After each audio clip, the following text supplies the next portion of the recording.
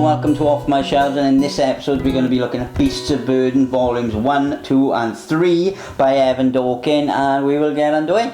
So Beasts of Burden by Evan Dorkin is an astoundingly good series, and so much so that it's mad how a story about a group of dogs being supernatural investigators and protectors is this good. It doesn't deserve to be. When the concept, you say it out loud, you think, oh, that can't be good. But it is exceptionally good in fairness. But before I get into the story, I will look at the build of the books as ever. All three of the books are uniform, and they're all published by Dark Horse, and they're all sewn binding, really well crafted books. They're not massive books either, but they are slightly different dimension wise than your normal standard books.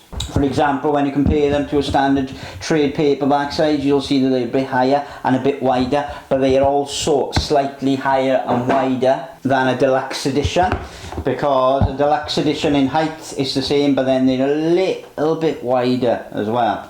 So yeah, they're all the same dimensions as well. They come with no dust jacket, and yeah, the paper is glossy paper, and yeah, they're great books. To the story now. So they'll split up into 3 books. The first being Animal Rights, the second Neighbourhood Watch, and the third Wise Dogs and Eldritch Men. I found out about these books from my top 5 Dark Horse video.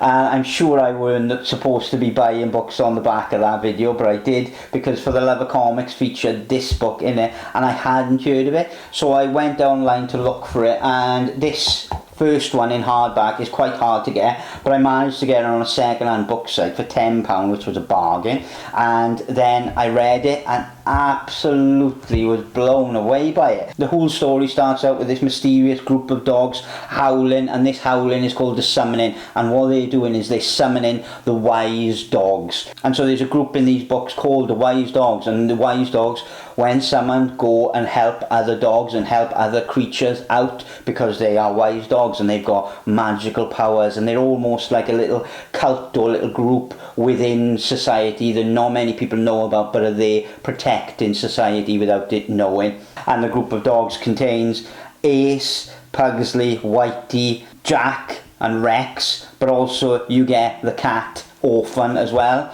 and they are all doing the summoning, and they summoning because a friend of theirs, one of the group, Jack, his doghouse is haunted, but they don't know it's haunted necessarily. They just know Jack has a problem and there's something not quite right with the doghouse. So a wise dog comes along, they do a summoning, they do a seance type activity and exorcise the ghost that was inhabiting this dog's house and stopping him from sleeping.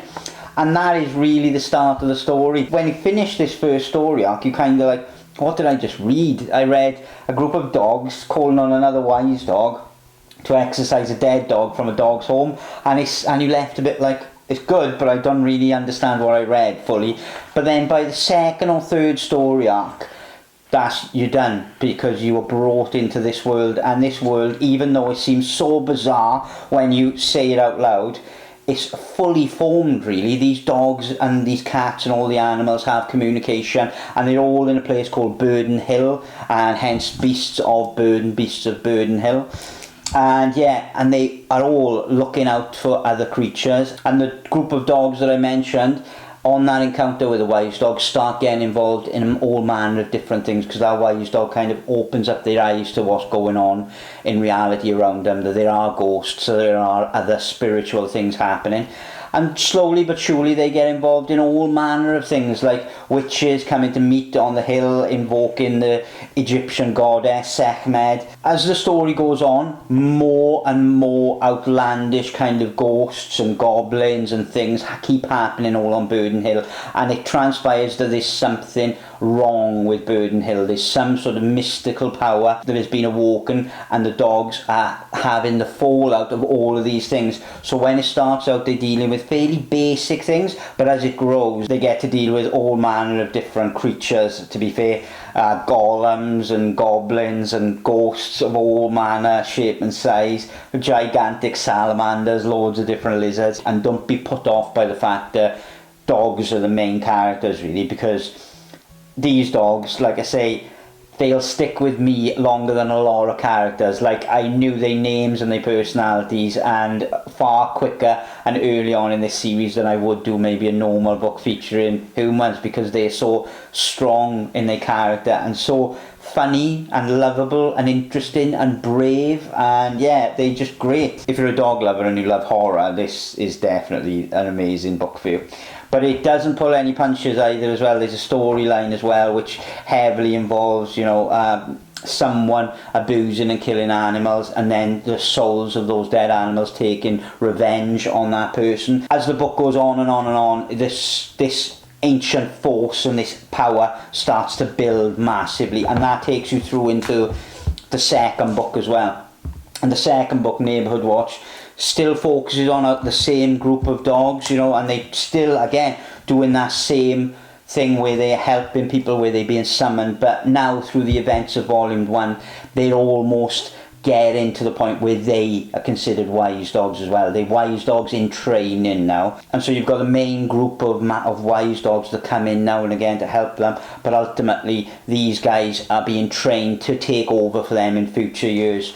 And Volume 2 actually starts off with Hellboy as well, which is perfect, let's be fair, and Hellboy seeps right into this storyline like there's no tomorrow, because again, the similarities between Hellboy being a paranormal investigator and then dealing with what he uncovers is very similar to these dogs. They are kind of investigating rumours or people going missing and then getting sucked into paranormal worlds and storylines. And so Volume 2 really kind of pushes all the dogs forward in terms of improving their skill set.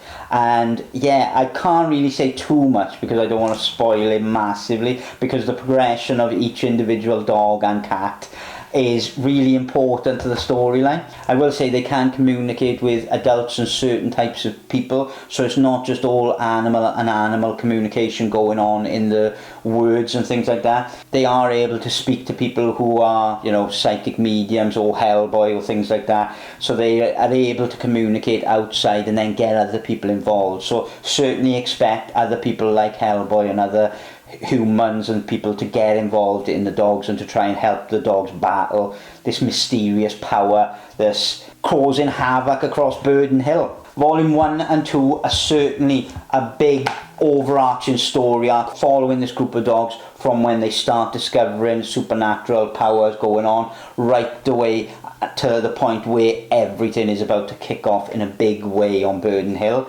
But then the third book takes a bit of a U-turn, and the third book looks at the wise dogs themselves. So it comes away from Burden Hill, because even in these books it does show the wise dogs, and they do talk about wider problems happening in the wider area, and the Burden Hill is being looked after by these dogs, so they have to focus on other parts of the countryside for now. And so this book literally focuses on them, and it's a different feel straight away, because the wise dogs have the ability to cast a variety of different spells. Each of them have a different kind of skill set and power, like psychic powers and things like that, but equally their confidence level is far increased from our other set of characters, really, because they've been doing it a while. And it's looking into the events that are going on around Burden Hill in different ways, and it's kind of the same in its setup in terms of they are being summoned and they are going out to kind of combat these supernatural paranormal events that are occurring around the countryside. But in this one, there's far more of a draw to a cult that's been established, and that having an impact on the other guy's storyline. But again, I won't go too much into detail. And the one thing I've avoided talking about until now is the art. Now, the art on the first two is pretty much by Jill Thompson. Now, other artists do come in Volume 2 a little bit, but Jill Thompson is the main artist, really, and her artwork is brilliant. It's so beautifully laid out, and the characters, like I say, are so unique. You never get lost as to what dog is doing what, or to where in Burden Hill you are, because it's all so perfectly realised, and it's all finished in watercolours as well, which is just stunning. But there is a very big difference then when you go into Volume 3, because Benjamin Dewey takes over on the art, and his is a bit more cleaner lines wise. Still very similar to Jill Thompson's work, and perhaps he as an artist made that conscious decision to keep that similarity going. But this one for me is more the type of art that I would be naturally more inclined to, because of the style of it and the lines and everything like that. And it's still coloured with watercolour washes and things like that. They're all beautifully drawn books in all honesty, as you can probably tell. That is a look at the 3 volumes of Beasts of Burden by Evan Dorkin, Jill Thompson and Ben Dewey. And yeah, thank you very much for watching, and I will catch you on the next one.